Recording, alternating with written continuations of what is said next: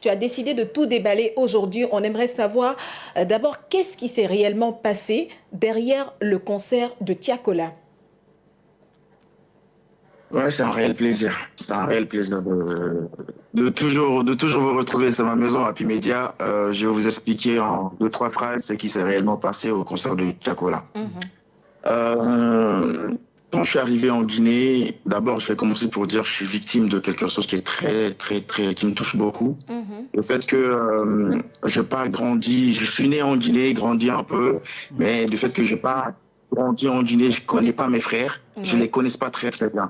Et du coup, je suis rentré dans plusieurs erreurs parce que, sauf des personnes qui étaient proches de moi, qui me connaissent réellement, qui savent qui est Ange. Et D'accord. quand on a fini le concert de Tiakola, Oui. on a recensé des pertes. Il fallait rattraper ces pertes. Rattraper ces pertes, j'ai directement, j'aime pas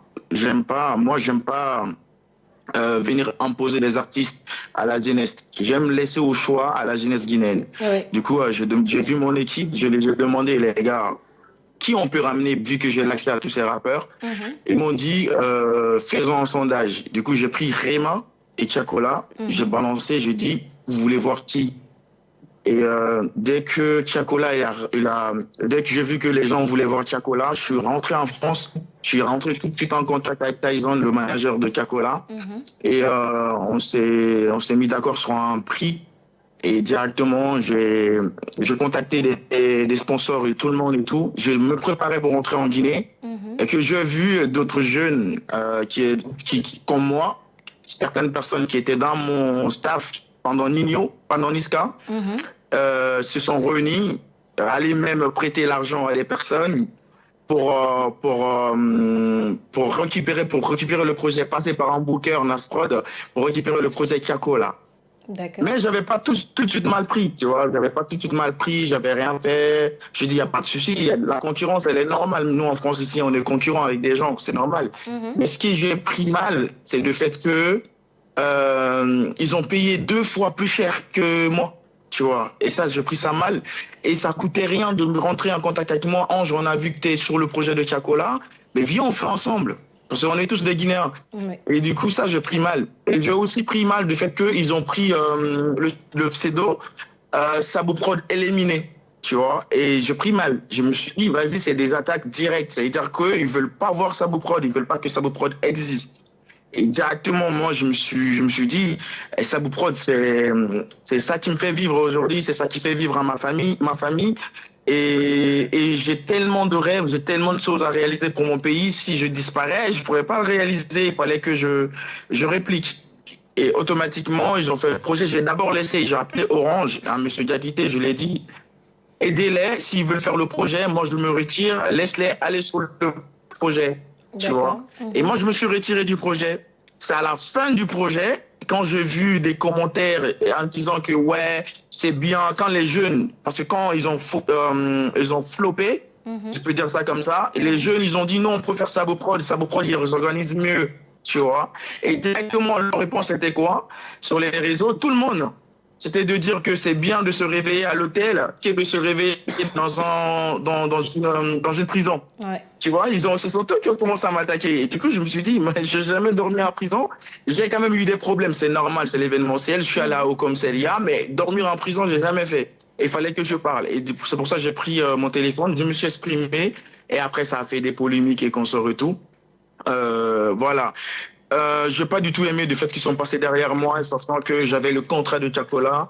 J'ai pas du tout aimé le fait qu'ils ont voulu se moquer de moi et Mhm. montrer que ouais, c'est un enfant, c'est un pauvre. Après voilà, ils ont utilisé des pseudos, il a rien, c'est un pauvre, c'est un gueulard, c'est nanani. Moi, j'ai tout simplement fait comprendre que je suis un pauvre, mais un pauvre capable de faire des choses que vous, les riches, vous êtes incapables de réaliser. Et D'accord. voilà quoi. C'est ce que je peux répondre par rapport à l'affaire de Chacola. Alors, D'accord. est-ce que tu pourrais nous dire, tu pourrais nous donner des noms par rapport à ces personnes-là qui se trouvaient avec toi dans ta structure, qui t'ont quitté et qui t'ont trahi, je vais appeler ça comme ça.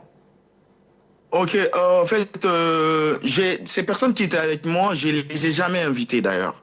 Moi, quand je D'accord. viens, faire les concerts en Guinée, je ne regarde pas le profil de quelqu'un. J'allais dire, je ne regarde pas ton statut social pour marcher avec toi. Je ne regarde pas comment tu es pour marcher avec toi. Peu importe ton statut social, peu importe ta beauté, peu importe qui tu es, tant que tu es animé de positivité, tu es animé de quelque chose de grand, j'ai envie de marcher avec toi. Tant que tu veux faire du mal à personne, j'ai envie d'être avec toi. Ces personnes, ce sont eux qui m'ont approché. Ils m'ont dit, on veut t'apporter, vu en jeune, déterminé, et qu'on se retrouve, on veut t'apporter. Je les ai dit, bienvenue. Et je les ai ouvert mes portes et tout. Je les ai dit, viens, on avance ensemble. TAD, l'Afrique noire, et ces bandes, en fait, des jeunes, et ces bandes. Mais ce qui s'est passé avec ces jeunes, je vais vous expliquer ce qui s'est passé avec ces jeunes. Quand ils ont fait tellement d'erreurs, ils ont volé même mes tickets, revendu mes tickets devant moi. En fait, j'ai une pulsion quand je suis énervé. Quand je travaille, j'aime pas rigoler. Souma le sait, il m'a vu travailler. Quand je travaille, je rigole pas. Du coup, parfois, je frustre les personnes sans faire exprès. Parfois, je peux parler mal, mais c'est sur le coup du travail, tu vois. Et ça n'a rien de personnel. Et du coup, il y a des gens, ils gardent ça au fond d'eux. Mais je sais pas, tu vois, parce que moi, je me dis, quand je dis quelque chose, j'oublie. Je reviens plus sur la chose. Et je me disais que tout le monde est comme moi, mais hélas, je me suis trompé là-dessus. Et ces personnes, quand le concert est fini, Moustapha sait, on a eu recensé une grosse perte parce qu'on avait investi 1,5 milliard et on a recensé que 300 millions. D'accord. Et il fallait baisser ce qu'on avait prévu de donner à des employés. Des employés qui ont compris comme des Moustapha, on les a donné 300 000. Il a fait du boulot, il a même mis plus de l'argent que 300 000 francs. Mais il a regardé ça, il a vu, tout ça s'est passé devant lui. Il a dit, Ange, c'est pas grave, la prochaine fois. Tu vois? Ça, c'était lors de quel concert, Ange? Niska. Ça, c'est Niska. Après, ça, c'est Niska. Et ces jeunes, vu que je les ai distribués 100 000 francs chacun, ils ont gardé cette haine, mais ils se prennent pour qui pour nous donner 100 000 non, à travailler sous le soleil? Je dis, les gars, on n'a plus assez d'argent. Comment vous voulez que je vous paye et payer des dettes que j'ai à Conakry? Déjà, attraper ça, on va faire d'autres projets ensemble. Quand ils m'ont fait ce coup bas, je parlais encore avec certaines personnes. On était en train de prévoir d'autres projets ensemble. Même j'avais fait le dossier de sponsoring de Chacola que j'ai envoyé à ces jeunes dans le groupe pour leur dire on revient, on va faire un gros événement et comme ça chacun va repartir content. Tu vois, mais je ne savais pas que ces jeunes ils étaient en train de creuser ma tombe. Je n'étais pas au courant. Ils étaient là, ils étaient auprès de moi, ils voulaient juste apprendre parce qu'ils me posaient des questions. Ouais, tu travailles avec qui là-bas? Quel est ton booker? Mais ils ne savent pas que j'ai un accès direct avec les artistes. Justement, ça allait être la question que j'allais poser à Ange, parce que je sais que tu travailles tu travailles beaucoup avec les jeunes. Ça, je le sais depuis après le concert Nino, mais on va y venir. Ça, c'est derrière. Tu as été encore victime de pas mal de choses. Donc, du coup, tu as misé sur la nouvelle génération, tes amis. Tu as dit, on va évoluer ensemble. Chacun va faire partage d'expérience pour que le concert Niska, qu'on dise, pour une fois, la jeunesse elle-même, elles sont là, elles ont réalisé quelque chose. Elle est capable. Oui, exactement. La jeunesse, elle est capable, comme tu le disais d'ailleurs toujours. Mais ce que j'arrive pas à comprendre sur le cas Chacola, c'est d'où ma question, je veux savoir, est-ce que tu as partagé certaines informations avec les mêmes jeunes sur Chacola, ce qui a fait que derrière, tu as été victime de ça? Oui, je partageais parce que je me disais c'est des proches. Je partageais des informations, j'ai partagé le contrat, j'ai partagé plein de trucs, j'ai partagé des trucs avec le eux. Contrat avec Chacola. Tu vois, j'ai partagé le contrat de Chacola. Tu me connais, Moustapha, comment je travaille. Même toi, vu que j'ai confiance en toi, j'aime avoir les avis des gens parce que je connais pas, je maîtrise pas Conakry. Du coup, je me dis, qu'est-ce que tu penses? Tu vois, et même toi, Moustapha, je t'envoie des éléments, tu le sais très très bien, tu vois. Du coup, j'ai partagé le contrat de Chacola avec eux, j'ai partagé le dossier de sponsoring avec eux, j'ai partagé tas d'autres choses avec eux. Je ne savais pas du tout, ces gars, ils savaient pas du tout que ces gars, ce qu'ils voulaient, leur but, c'est quoi? Faire disparaître Ange. Parce que je me dis, c'est pas 100 000 francs qui leur dépassent. Eux-mêmes, ils ont mis l'argent plus que 100 000 francs dans le concert de Niska. Pour moi. Ils m'ont aidé. Il y en a qui ont mis l'essence dans leur voiture. C'est pas moi, j'ai donné l'argent. Tu vois? Mais j'ai compris tout de suite, ils voulaient exister. Mais pour comment exister, c'est de descendre 11, parce que 11, il n'y a pas d'équipe solide en Guinée. Comment descendre 11, c'est de détruire 11. 11, il ne peut pas porter plainte, il ne vit pas en Guinée. On peut l'insulter, on peut lui dire ce qu'on veut, on peut lui critiquer, on peut faire ce qu'on veut.